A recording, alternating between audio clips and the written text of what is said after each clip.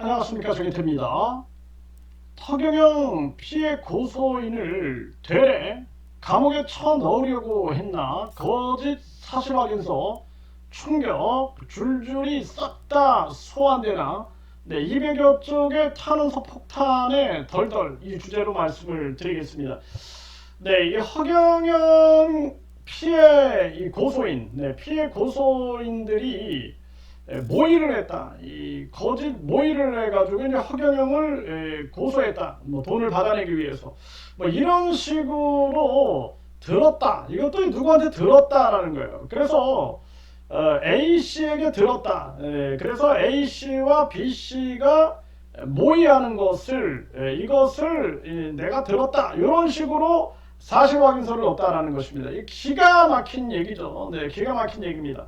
그런데 이 말이 안 되는 거죠. 말이 안 되는 내용이 전개가 된 거죠. 그래서 A 씨도 부인을 하고 있고, 나는 그렇게 말한 적이 없고, 그리고 모의한 적도 없다. 이렇게 이제 검찰에다가 진술을 했다라는 것입니다. 그리고 뿐만 아니라 B 씨 같은 경우에는 황당하게 지금 허경영에게 이 고소를 당해 있는데, 난 이거랑 싸우고 있다 하면서 검찰에 강력하게 이제 탄원서를 제출하겠다, 이런 입장을 표명하고 있는 것입니다.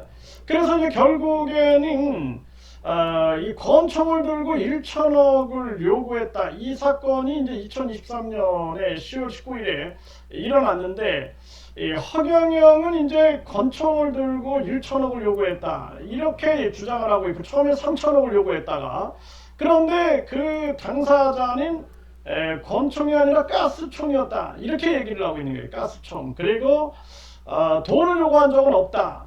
그리고 또 이 허경영에게 3천억을 먹어라, 이런 녹취록이 나왔는데, 거기에 대해서는 그것을 그 피해 고소인이 시켰다, 이런 식으로 또 얘기를 했어요. 그래서 이것도 이제 고소가 들어간 상황입니다.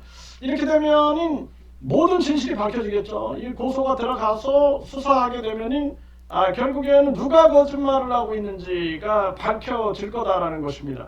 그래서 이제 이 피해 고소인을 대래 이 감옥에 쳐넣으려고 하는, 도리어 이 감옥에 쳐넣으려고 하는 이런 행태가 벌어진 건데, 이게 정말 영화 속에서나 볼 수 있는 일이 벌어지고 있는 거죠. 이 억울하게 고통을 받는 사람들이 얼마나 많은가. 오늘도 제가 뭐 대순진리의 피해자 관련해서 대화를 나눠보면, 야, 이거 진짜 이 뭐 1억 5천만 원이라는 이 엄청난 피해 금액 때문에 평생을 얼마나 고통스러웠을까. 그리고 또 한 번 허경영이 거짓고를 하고 이 감옥에서 나왔을 때 1억을 빌려주고, 뭐 고기도 주고 밥도 주고 하면서 따뜻하게 대해줬는데, 그런데 이 돈을 돌려받지 못했다, 이 반환받지 못했다 해가지고 이 아주 그 피해를 주장하는 분이 있었죠. 이런 분들이 그 속이 얼마나 탔을까라는 생각을 안 할 수가 없는 것입니다.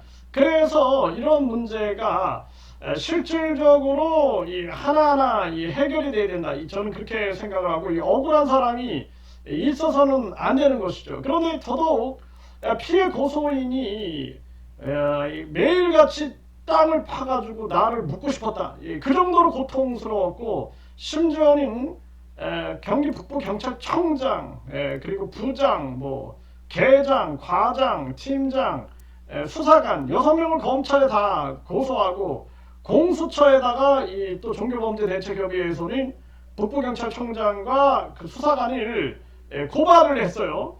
이러면서 끝까지 저항을 했습니다. 심지어는 아주 분신 자살을 하겠다, 이 정도로 저항을 했단 말이죠. 얼마나 고통스럽겠습니까, 그 시간들이.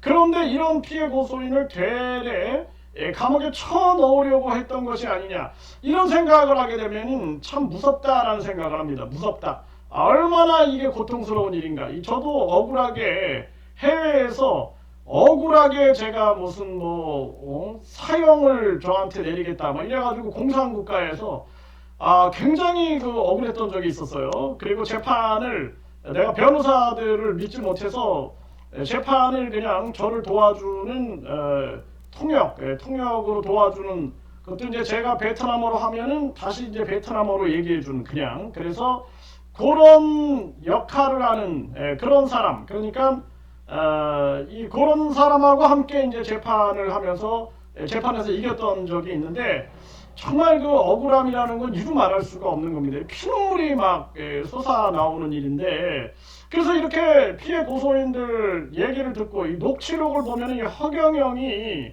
이 피해 여성들에게 막대하는 이 녹취록이 있습니다. 굉장히 많습니다. 이거 내가 이거 그분들이 공개해달라 그러면 내가 싹 다 공개하고 싶어요. 그 정도로 아주 어떻게 저럴 수가 있을까? 저게 진짜 인간인가라는 생각을 안 할 수가 없습니다. 그런 자가 이제 허경영인데 그런데 이 지금 이 피해 고소인을 되려 감옥에 쳐넣으려고 이런 사실 확인서가 들어가는가? 이 허경영 집단이 제정신인가? 전 그런 생각을 안 할 수가 없어요. 그리고 이 허경영이 우주만물 창조신이라고 떠들어대면서 하는 행동들을 보게 되면은 완전 앞뒤가 다르고 이자가 그냥 앞에서는 뭐 아주 대 무슨 천사인 것처럼 행동을 하면서 뒤에서 이 벌리는 일들 보면은 아주 기가 막힙니다. 그래서 저 가면을 벗겨내야 된다라는 거예요. 가면을. 그래서 이번에 이 거짓 사실 확인서에 대항해서